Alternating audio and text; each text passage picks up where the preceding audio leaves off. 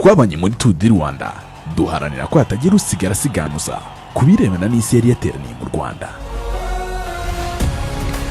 Muze nanone tubane twidagadure kuko isi yongeye guterana mu Rwanda.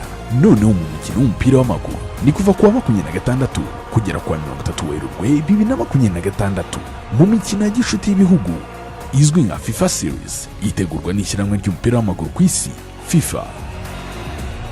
U Rwanda, Kenya, Tanzania, Estonia, Grenada, Liechtenstein, Macau na Aruba bimanutse Kigali n'imyoza zabyo muri ruhago. Imikino yose uzayikurikira kuri televiziyo y'u Rwanda na KC2.